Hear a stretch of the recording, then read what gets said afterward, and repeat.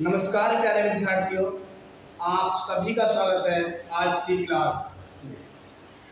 तो मैं KP sir आप सभी का स्वागत करता हूं। तो प्यारे साथियों, मैंने यानी कल बता दिया था कि मैं आज केमिस्ट्री शुरू करने वाला हूँ, रसायन विज्ञान। और रसायन विज्ञान के अंदर मेरा न्यू चैप्टर होगा, यानी पहला चैप्टर लूँगा मैं परमाणु स्ट्रक्चर, एटम, यानी परमाणु संरचना। तो प्यारे भाई, आइए समझेंगे परमाणु होता क्या है, यानी परमाणु की संरचना को समझेंगे।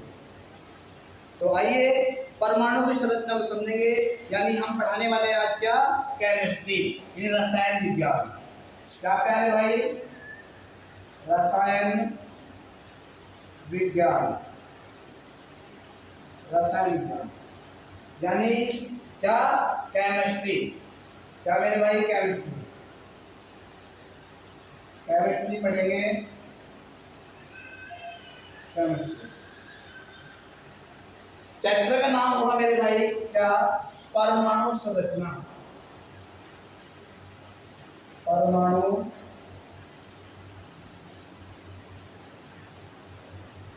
परमाणु संरचना। क्या मेरे भाई, हम पढ़ेंगे क्या भाई, परमाणु की संरचना को। ठीक है मेरे भाई, क्या पढ़ेंगे, परमाणु की संरचना को। तो आइए समझते हैं परमाणु की संरचना को, यानी परमाणु की संरचना क्या होती है। क्लियर। तो मेरे भाई, परमाणु क्या होता है इसके बारे में हम पढ़ेंगे, यानी इसमें हम सबसे पहले पढ़ेंगे डाल्टन का परमाणु सिद्धांत। क्या पढ़ेंगे भाई, डाल्टन का परमाणु सिद्धांत, डाल्टन का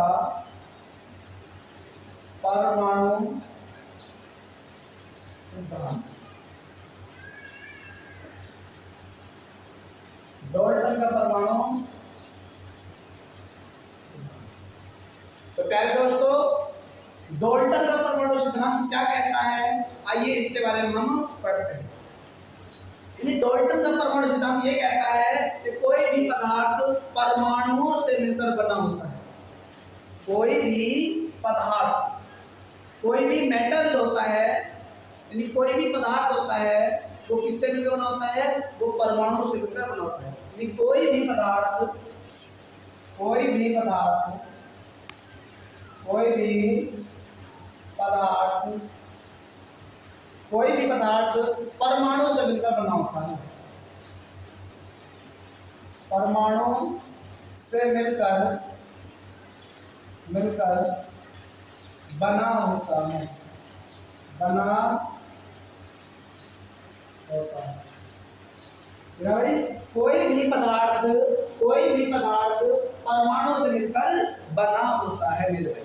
क्लियर। किससे मिलकर बना होता है, परमाणु से मिलकर बना होता है।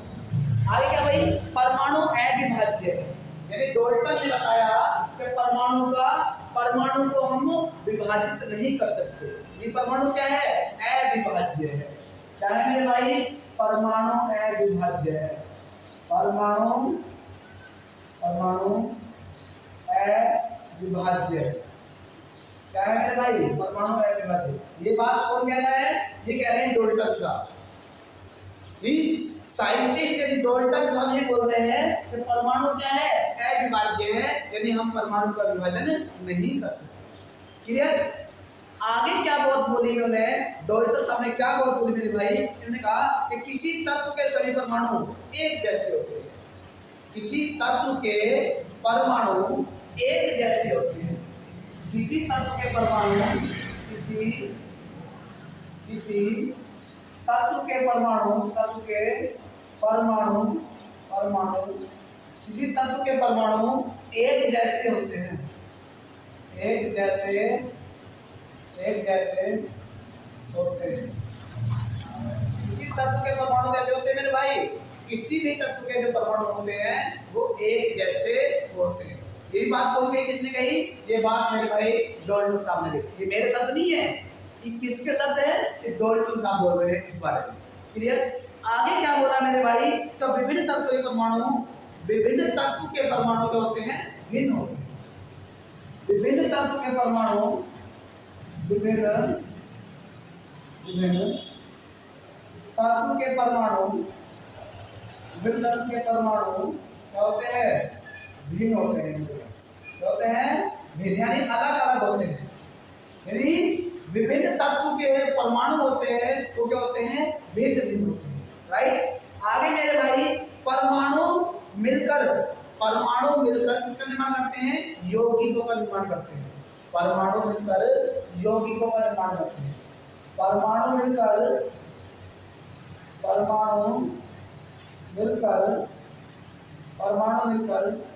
यौगिकों का निर्माण करते हैं। इसका मतलब परमाणु मिलकर यौगिकों का निर्माण करते हैं मेरे भाई। इसका निर्माण करते हैं, यौगिकों का निर्माण करते हैं। क्लियर है। यानी परमाणु मिलेंगे तो किसका निर्माण करेंगे, यौगिक का निर्माण करेंगे। ये बात उसने कही, ये डॉल्टन साहब ने कही। क्लियर मेरे भाई। आगे रासायनिक अभिक्रियाएं परमाणुओं का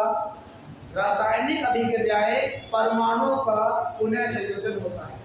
रासायनिक अभिक्रियाएं क्या मेरे भाई, रासायनिक अभिक्रियाएं क्या मेरे भाई, रासायनिक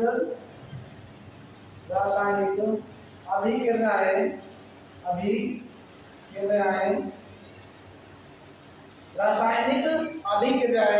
परमाणुओं का पुनर्संयोजन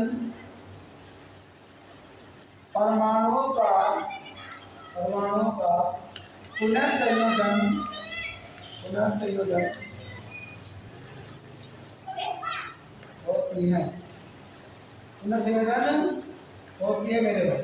क्लियर। ये बात किसने कही थी, ये डॉल्टन साहब ने कही थी। क्लियर।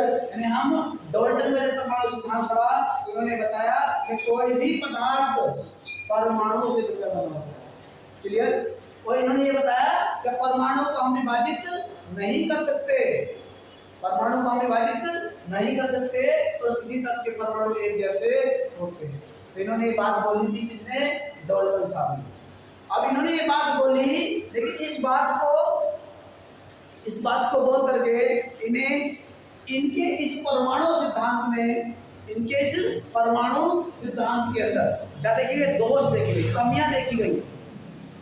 और जब कमी दिखी तो ये क्या हुआ, फेल हो गया। क्या हो गया, ये फेल हो गया, यानी इसे विफल माना गया।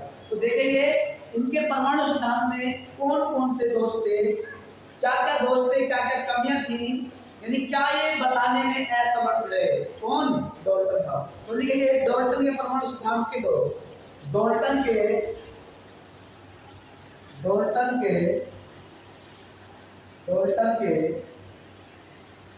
परमाणु सिद्धांत के दोष, परमाणु सिद्धांत के क्या क्या दोष थे मेरे भाई। इन खामियां को देखेंगे, क्या क्या खामियां थी इनके दोष में, यानी क्या क्या कमियां थी, यानी क्या इन्होंने ऐसा क्या बताने से चूक गए जिससे कि इनका परमाणु सिद्धांत विफल हो गया। तो मेरे भाई अगर मैं बताऊं क्या दोष था, तो इन्होंने बताया था परमाणु अविभाज्य है।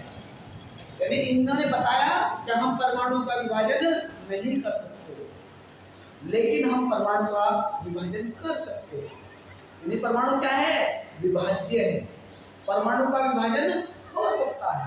तो पहली कमी तो ये होगी, मेरे पहली बात क्लियर है। अगर क्लियर है तो देखिए इनकी दोष क्या क्या दोष थे, इनके सिद्धांत में क्या क्या कमियां थी। तो परमाणु क्या था भाई, विभाजित। परमाणु क्या था, विभाजित। परमाणु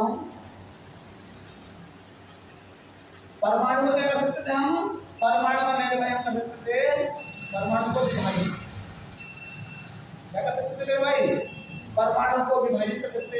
और विभाजित हम किन में कर सकते थे, तो मेरे भाई हम परमाणु को विभाजित कर सकते थे किन में, इलेक्ट्रॉन में, इलेक्ट्रॉन, फिर प्रोटॉन और न्यूट्रॉन। क्लियर? तो इनका विभाजन भी हो सकता है। अगर मैं बात करूं कि इलेक्ट्रॉन, प्रोटॉन और न्यूट्रॉन, इनका भी विभाजन किया जा सकता है, इनका भी विभाजन किया जा सकता है। इसमें क्वार्क में इनका भी विभाजन किया जा सकता है, विभाजन इसमें भाई क्वार्क। परमाणु की सबसे छोटी इकाई क्या है? परमाणु की सबसे छोटी इकाई क्या है मेरे भाई? वो है क्वार्क। क्या है? क्वार्क। क्लियर? तो यानी जो डाल्टन का परमाणु सिद्धांत था वो समझ में आया? अगर आया है तो इसके बाद देखेंगे हम, यानी इलेक्ट्रॉन, प्रोटॉन और न्यूट्रॉन, इलेक्ट्रॉन, प्रोटॉन और न्यूट्रॉन, इनके बारे में हम पढ़ेंगे। इलेक्ट्रॉन, प्रोटॉन और न्यूट्रॉन के बारे में, यानी इलेक्ट्रॉन पर कैसा चार्ज, प्रोटॉन पर कैसा चार्ज, ये सब बातें देखिए। तो भाई जैसे भाई इलेक्ट्रॉन होता है, इलेक्ट्रॉन क्या? इलेक्ट्रॉन, इलेक्ट्रॉन,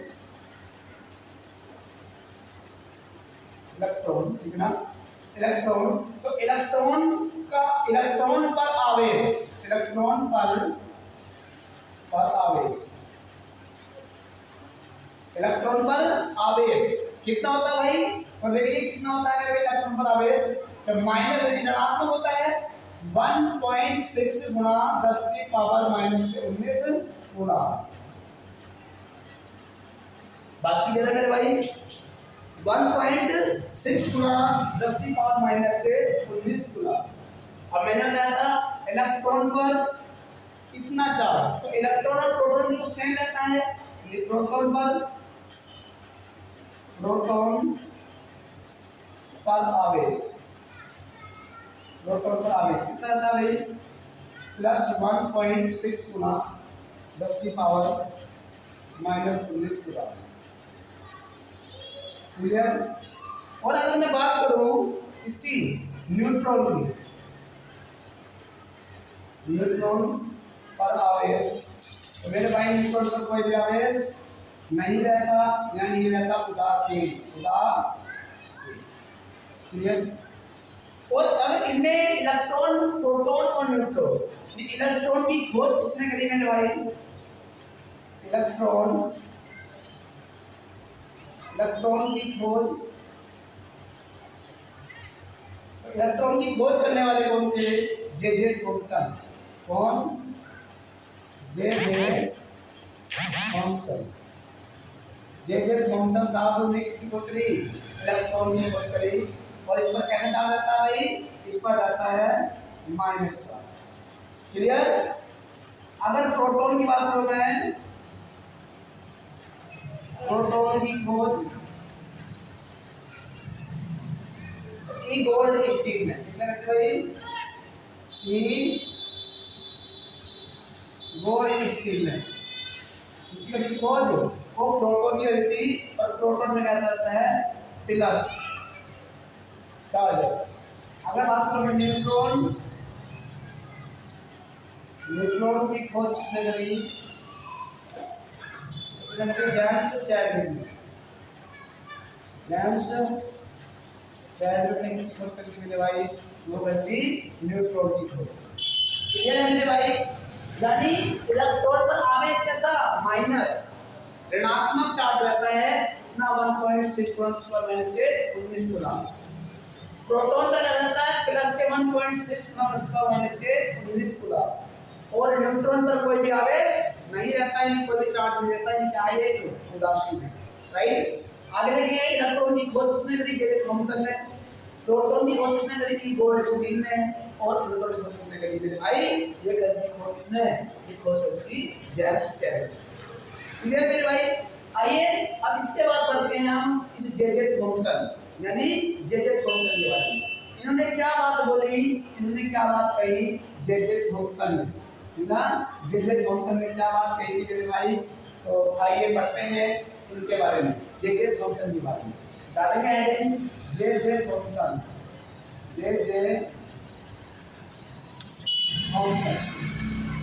जे थॉमसन के बारे में पढ़ेंगे मेरे भाई।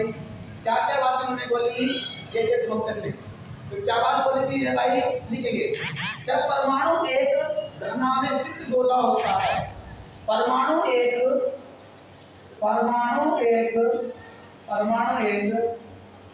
धनावेशित गोला होता है, धनावेशित गोला होता है, गोला होता है।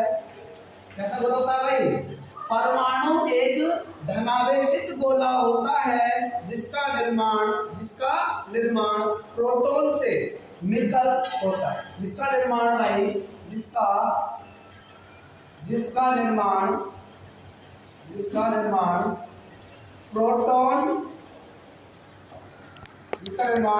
प्रोटॉन एवं प्रोटॉन से मिलकर होता है। प्रोटॉन से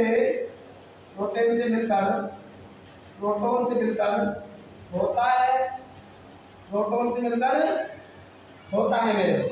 यानी परमाणु एक धनावेशित गोला होता है। क्या होता है? धनावेशित गोला होता है और जिसका निर्माण प्रोटॉन से मिलकर होता है और ऋणावेश युक्त इलेक्ट्रॉन और ऋण आवेश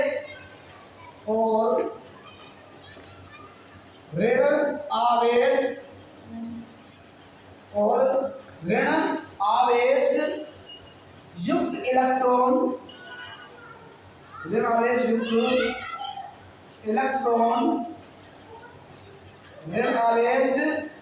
इलेक्ट्रॉन इस धनात्मक ऋण आवेश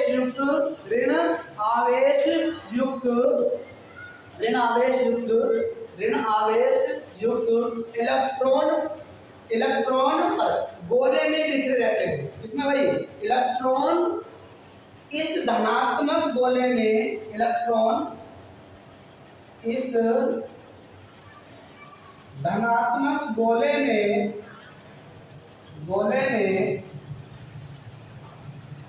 बिखरे रहते हैं। क्लियर है भाई? क्या रहते हैं? इस धनात्मक गोले में बिखरे रहते हैं। क्लियर? अब और बात क्या है? सेकंड नंबर पे फर्स्ट लाइन इन्होंने बात कही, सेकंड पर बात क्या कही उन्होंने, आगे देखेंगे। क्या कही? जब परमाणु उदासीन होते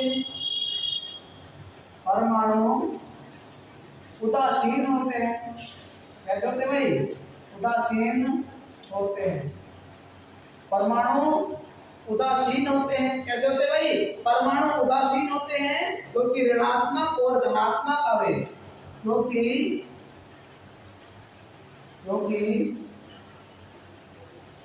ऋणात्मक एवं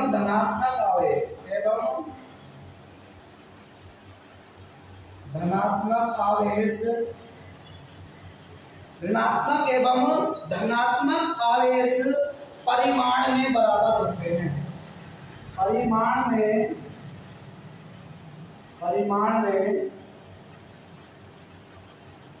बराबर होते हैं। क्या होते हैं भाई? परिमाण में बराबर होते हैं। तीसरी बात क्या कही इन्होंने भाई? देखिए थॉमसन ने तीसरी बात क्या बोली थी? ये बोली थी कि इस परमाणु मॉडल को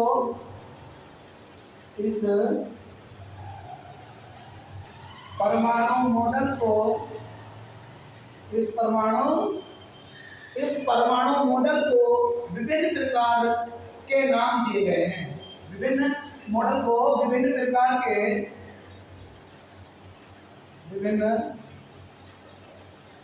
प्रकार के नाम दिए गए हैं। ये विभिन्न प्रकार के नाम दिए गए हैं जिसे प्लम पुडिंग मॉडल भी कहते हैं। जिसे प्लम पुडिंग मॉडल भी कहते हैं।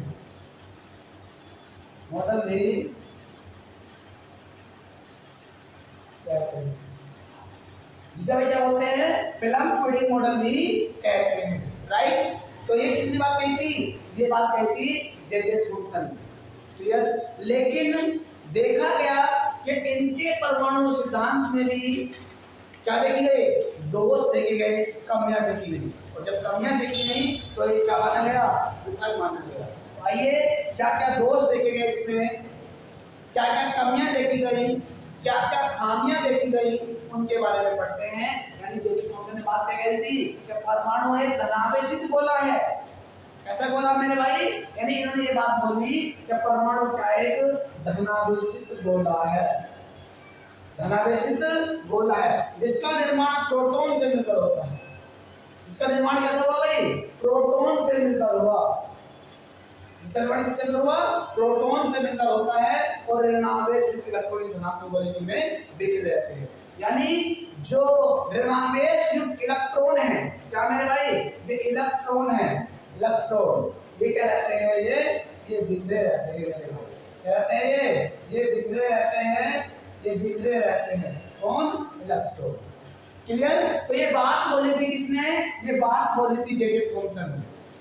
डेविड थॉमसन ने कहा कि ये प्रोटॉन के बाहरी ओर जो इलेक्ट्रॉन होते हैं ये बिखरे रहते हैं। क्या कारण था इसका? क्योंकि इलेक्ट्रॉन क्या होते हैं? हल्के होते हैं। क्या होते हैं? हल्के, इसलिए क्या लगाते हैं? ये चारों तरफ बिखरे रहते हैं। क्लियर? आइए दोष पढ़ते हैं। इनके मॉडल एंड सिद्धांत में क्या क्या कमियां देखी गई, क्या क्या कमियां देखी गई। देखी गई क्या क्या कमियां देखी गई, ऐसी कौन कौन सी कमियां थी जो देखी गई? देखो भाई लिखेंगे थॉमसन के मॉडल की कमियां, थॉमसन के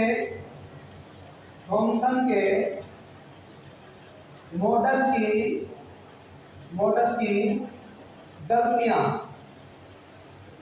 ठीक है, मॉडल के दोष लिखेंगे। बिना मॉडल के दोष, यानी क्या क्या दोष थे, क्या क्या दोष थे मेरे में, क्या क्या दोष थे, क्या क्या दोष देखने को मिले। तो देखिए थॉमसन का परमाणु मॉडल, थॉमसन का परमाणु मॉडल, थॉमसन का परमाणु मॉडल,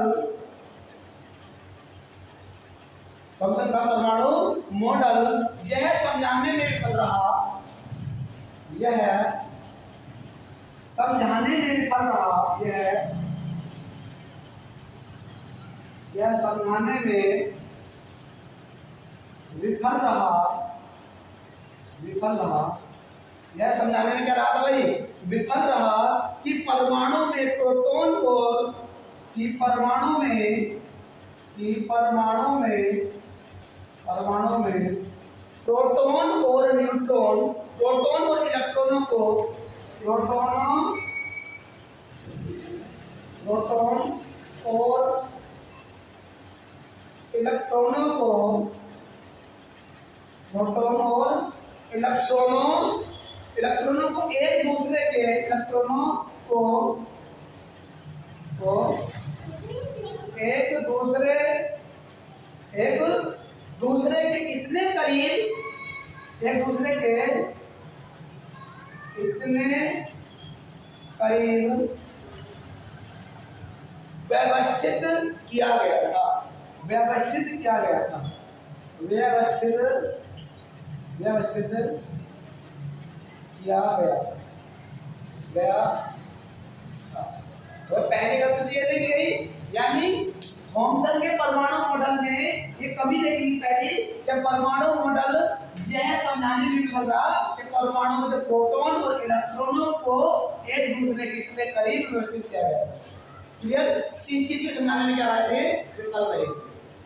आगे देखेंगे क्या? सेकंड लाइन क्या मेरे भाई? ये पॉइंट थी। आगे देखेंगे सेकंड बात कही इन्होंने कि थॉमसन का परमाणु मॉडल यह समझाने में विफल रहा,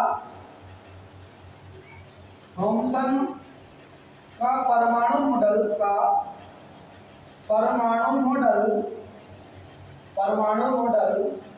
यह समझाने में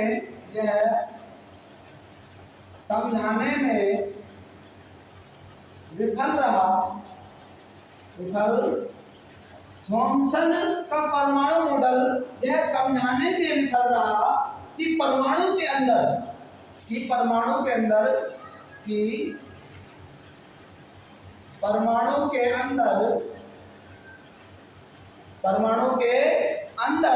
इलेक्ट्रॉनों पर धनावेश इलेक्ट्रॉनों पर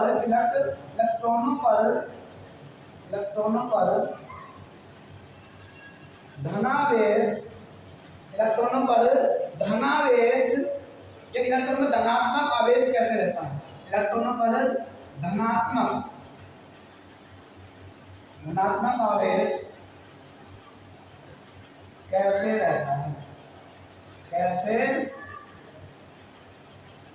इलेक्ट्रॉनों पर धनात्मक आवेश कैसे रहता है। क्लियर, ये बात भी समझाने में क्या रहे थे, विफल रहे थे। क्लियर, आगे भाई तीसरी बात हमने क्या कही कि यह परमाणु की स्थिरता की व्याख्या करने में कर रहे हैं। यह परमाणु की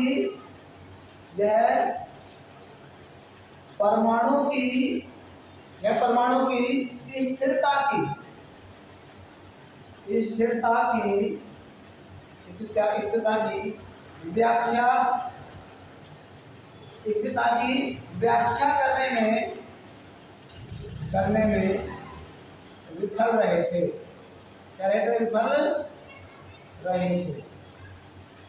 तो परमाणु की स्थिरता की व्याख्या करने में विफल रहे थे। आगे बात की परमाणु के नाभिक के बारे में कुछ क्यों उल्लेख नहीं किया। परमाणु के नाभिक के बारे में, परमाणु के नाभिक के बारे में कुछ भी उल्लेख नहीं किया, कुछ भी उल्लेख नहीं किया। यानी ये इस बात की पुष्टि करने में विफल रहे कि इन्होंने परमाणु के अंदर नाभिक होता है इस चीज के बारे में इन्हें नहीं पता लगा। तो ये मॉडल क्या माना गया, कौशल का विफल माना गया, यानी सफल नहीं माना गया। क्लियर, उसके बाद कौन आए, उसके बाद आए कौन, रदरफोर्ड। कौन आए मेरे भाई, रदरफोर्ड आए। आइए रदरफोर्ड के बारे में पढ़ते हैं, रदरफोर्ड ने क्या बताया। रदरफोर्ड ने क्या बताया, तो देखिए मेरे भाई रदरफोर्ड ने क्या बताया। रदरफोर्ड का परमाणु मॉडल, क्या रदरफोर्ड का परमाणु मॉडल, इसका भाई रदरफोर्ड का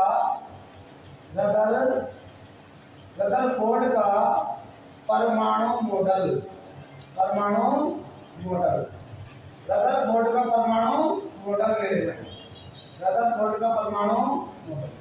तो रदरफोर्ड का परमाणु मॉडल क्या था, यानी इन्होंने अल्फा कण, क्या हुआ मेरे भाई, जैसे कि ये समझने के बाद मेरे भाई, जैसे कि ये एक कण थे, ये क्या थे भाई मेरे भाई, एक कण थे, क्या थे भाई मेरे, ये एक कण थे। तो ये जब एक कण थे मेरे भाई, तो ये क्या लिया इन्होंने, एक सोने की एक पत्ती ली, ठीक ना, सोने का एक पत्ता लिया, ठीक ना, ये छड़ ली और उस पर क्या कराई, बमबारी कराई। क्या कराई मेरे भाई, बमबारी कराई। और जब बमबारी कराई तो उसमें देखा गया, क्या देखा गया मेरे भाई, तो आइए मैं बताता हूँ उसमें क्या देखा गया। तो समझेंगे बात को, समझेंगे मेरे बात को, ये देखेंगे, उसमें देखेंगे बात क्या रही थी मेरे भाई।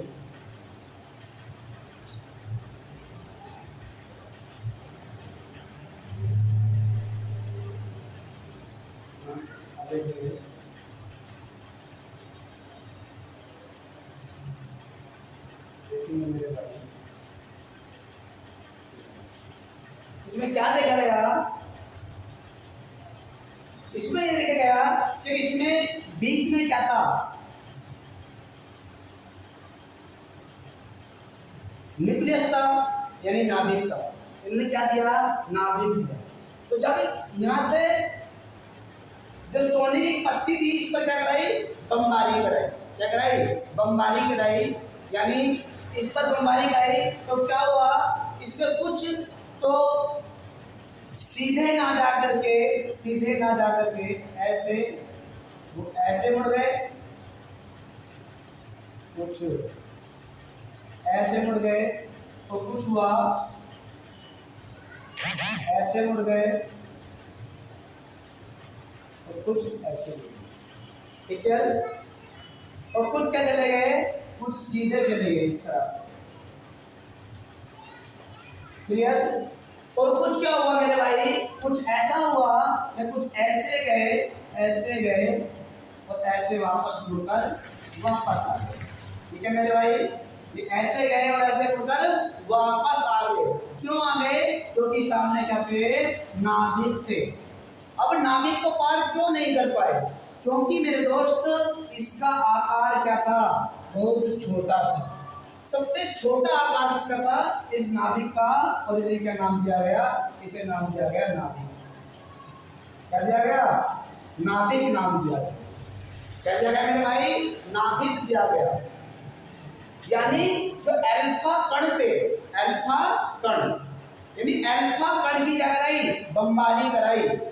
और तो उसमें देखा गया कुछ तो अपने मार्ग से भटक गए, कुछ तो अपने मार्ग से भटक गए, और कुछ उस रास्ते पर पहुंच करके वापस मुड़ गए, वापस मुड़ गए।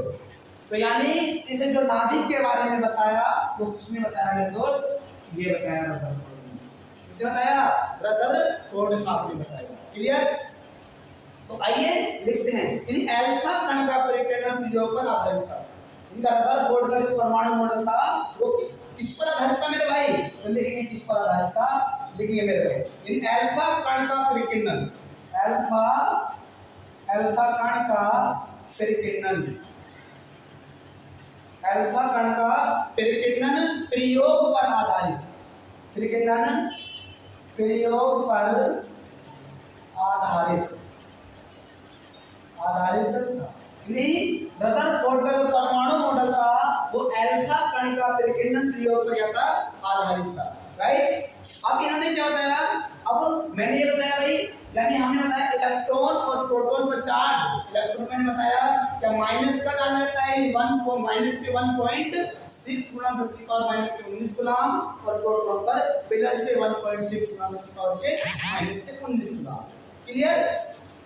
सिर्फ इनकी एक बात तो बहुत अच्छी थी, यानी वो बात मैंने स्पष्ट की, क्या बताई थी, इन्होंने बताया था, यानी जो न्यूट्रॉन होते हैं, न्यूट्रॉन और क्या रहते हैं, प्रोटॉन, ये क्या रहते हैं, दोनों इक्वल। क्या रहते हैं मेरे भाई, इक्वल। यानी इस बात की पुष्टि करने में ये सफल रहे कि जो न्यूट्रॉन पर आवेश होता है, न्यूट्रॉन पर आवेश और प्रोटॉन पर आवेश रहता है, तो प्रोटॉन मैंने बताया प्रोटॉन में प्लस का चार्ज रहता है आवेश, और न्यूट्रॉन पर कोई भी आवेश नहीं रहता, यानी क्या है वो, यह है उदासीन। क्या है वो, उदासीन। लेकिन अगर मैं बात करूं न्यूट्रॉन की और प्रोटॉन की मेरे भाई, यानी ये न्यूट्रॉन और प्रोटॉन कहाँ रहते हैं, इस नाभिक में स्थित रहते हैं, इसमें नाभिक में, यानी ये फिक्स है। और अगर इसकी बात करूं, जो इलेक्ट्रॉन होते हैं इसके बाहरी तरफ क्या लगाते हैं, वो चक्कर लगाते हैं। क्या लगाते हैं मेरे भाई, चक्कर लगाते हैं, चक्कर लगाते हैं। अब ये चक्कर क्यों लगाते हैं, क्योंकि न्यूट्रॉन और प्रोटॉन क्या थी, इनकी स्थिति स्थिर थी, यानी ये स्थिर थे अपनी जगह, फिक्स थे। और इलेक्ट्रॉन इसलिए चक्कर लगा रहे थे क्योंकि ये बहुत हल्के थे। क्या थे भाई, हल्के। तो अगर मैं इनमें ये बात बोलूं कि इनमें सबसे